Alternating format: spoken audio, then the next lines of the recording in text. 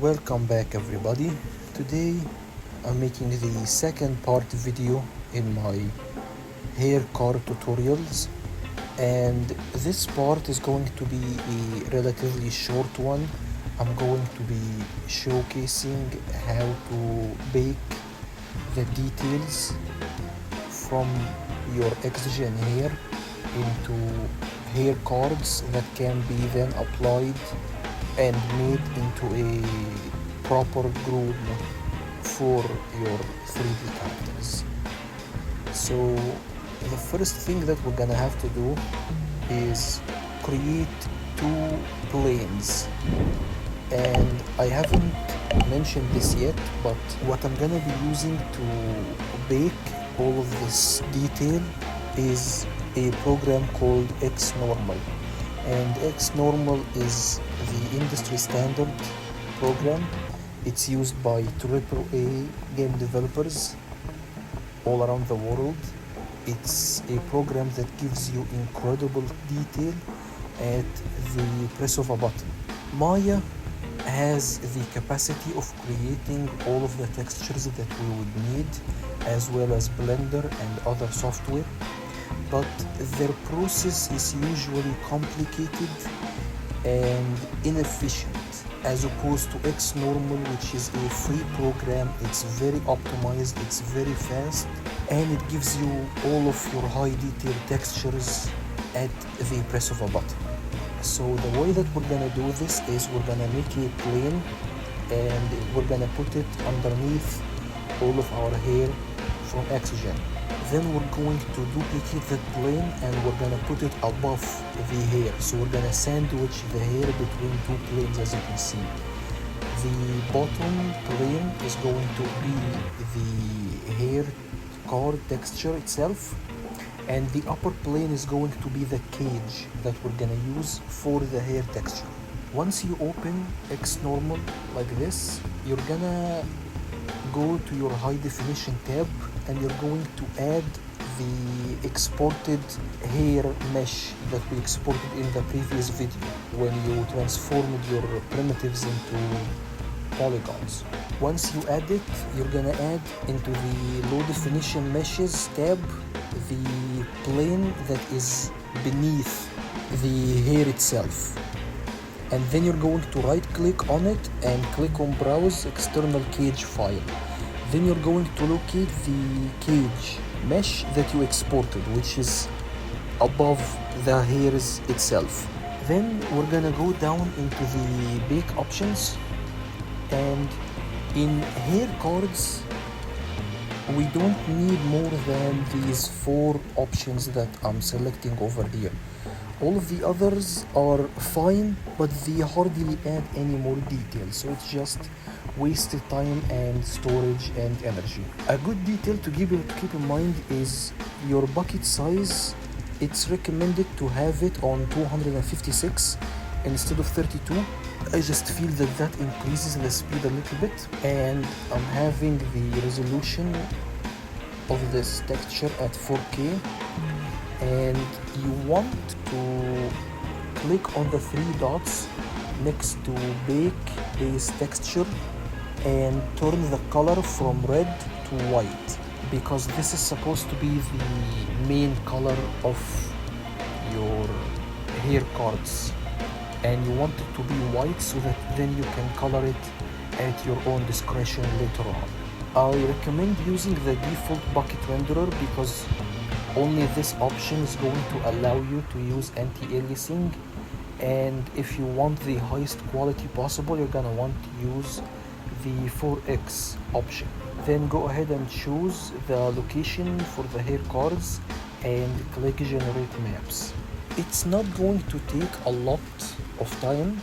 For me, I have a pretty decent CPU with 16 threads, and it usually takes between 10 and 15 minutes to render out the full texture. I'm just going to fast forward until we're done, and I'm gonna show you how they look. In the middle, before it finishes rendering, it's going to take you into another menu to edit your height maps. This is something that usually if you bake the details inside of Blender or Maya, you're actually going to have to take this image inside of Photoshop to edit it, but Xnormal is really good because it gives you the option to edit it in engine instead of taking the map into Photoshop and changing it later. In here you can change the level of whites and blacks into your height maps, and what I recommend is something in between where you do not have a lot of blacks but you also do not have a lot of whites, and the main thing that you want to care about is the blacks, because any black color, any like complete blacks is essentially lost detail. No matter how dark the parts of the hair gets, as long as it isn't black, it means that there is still detail in it. However, when there are parts of the height map that is completely pitch black, it's impossible to retrieve any data after you've reached that point. So just adjust it however you see fit and make sure you don't get a lot of black spots in your hair texture. After we're done with this, as you can see, it rendered out these 4 images over here. The detail in them is quite impressive. Now that we've rendered out the textures, we're gonna move towards working and creating the actual hair cards to put them on our character's head. But before that, I want to discuss how we're going to go about doing that. For me personally, I've worked with 2 softwares when making hair for characters, and these 2 softwares are Blender and Maya. Both of them have their own strengths and weaknesses. However, I personally recommend using an add-on for either of them, no matter what you choose, and that add-on pretty much bridges the difference between them, making them almost completely the same. For Maya, the add-on that I recommend is called the JS Curve Tools. And as you can see here, this add-on is completely amazing, because in Maya, to my knowledge, there is no way for us to use curves when making hair. And curves are honestly the best way to make hair. If you've ever tried to make hair cards, you're going to notice immediately just how finicky and how hard it is to actually move and place the parts properly.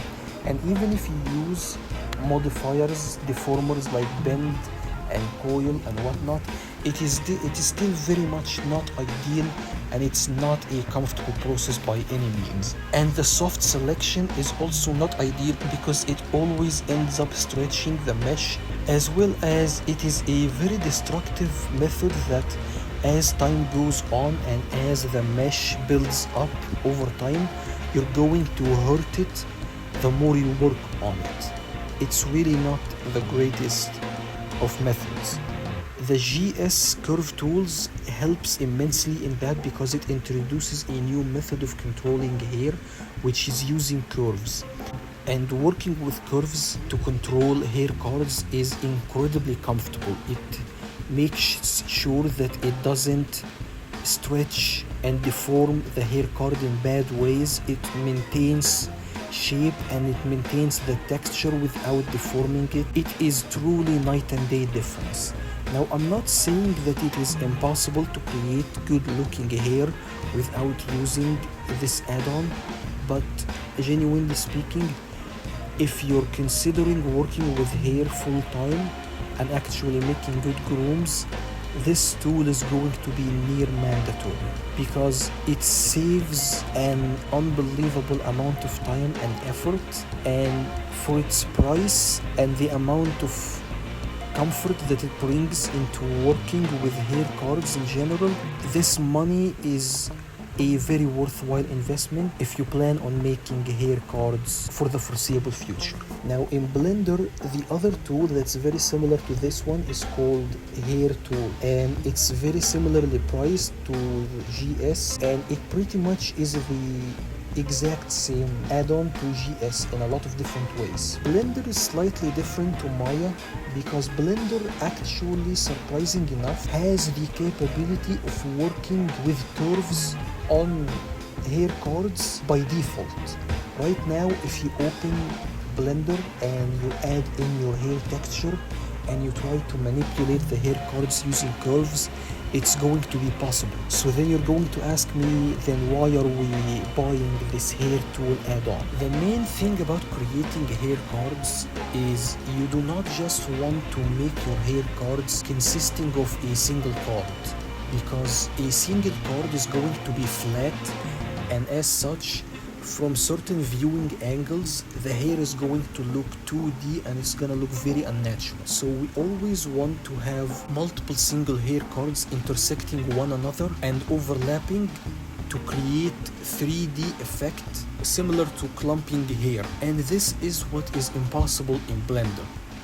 In Blender, you can control hair cards using curves, but you cannot control clumps of hair cards using curves. The only method for you to control hair clumps using curves is when you do it with hair clumps that are exact copies of one another. And this runs us into another issue of having the hair looking very stale and repetitive. When you're making hair clumps with multiple different hair cards, you want the hair cards to be different from one another. You do not want to create clumps from the exact same hair card.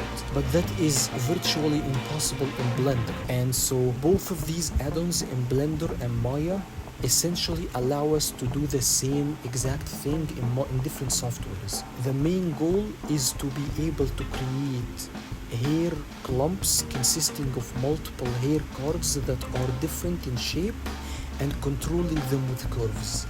This is the main crux of our project. Next video, and the third and most likely final video in the series, I'm going to be using Maya with GS tools, but I'm most likely going to create a similar video for Blender on a different hairstyle to showcase both of these add-ons and the level of capability that these add-ons have. Again, I want to reiterate, you do not need these add-ons to create decent looking hair. However, these add-ons help tremendously in reducing the workload and the rate of failure by an insane amount. So if you plan on making hair as a job or actually going professional with this skill, these add-ons are near mandatory because they save you an unbelievable amount of time, stress, and effort. Creating hair is still an unbelievably tedious job, so shortening the amount of time and effort needed for it by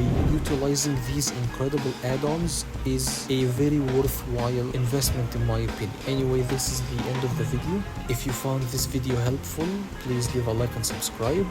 I'll see you in the next one. Goodbye.